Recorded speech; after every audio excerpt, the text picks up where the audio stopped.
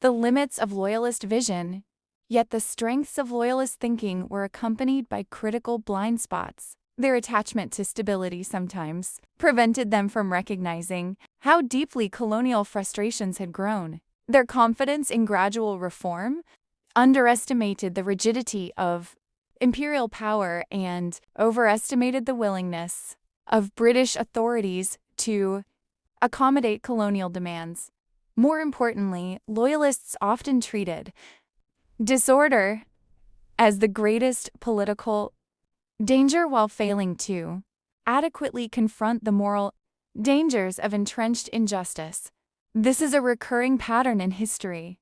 Those who prioritize order above all else may preserve peace temporarily, but they can also become defenders of systems that require fundamental transformation. The Loyalists were not wrong to fear chaos, but many failed to recognize that refusing meaningful change can itself produce deeper instability. By the time compromise became impossible, the political center had already collapsed. The human desire for continuity. The Loyalists also reveal something broader about human nature. Most people do not instinctively gravitate toward radical change.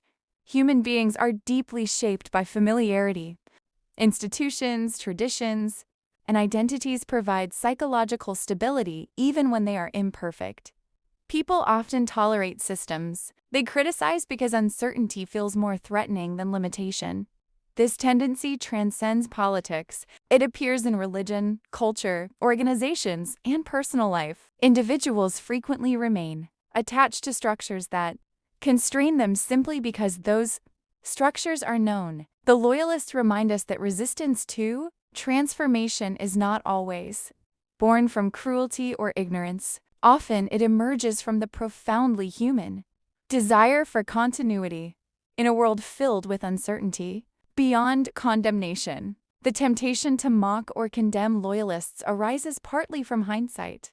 Because the revolution succeeded, independence appears inevitable and morally obvious, but history rarely feels obvious to those living inside it. The Loyalists made choices under conditions of uncertainty, fear, and competing loyalties. Some acted from self-interest, others acted from sincere conviction. Many embodied both motives simultaneously, as most human beings do. Reducing them to villains obscures the deeper lesson they offer, for the Loyalists are not merely relics of colonial America. They represent a permanent feature of political life. The people who fear that rapid change may destroy more than it liberates. Sometimes such fears are justified. Sometimes they become obstacles to necessary transformation. The challenge lies in distinguishing between prudence and paralysis, between wise caution and moral surrender.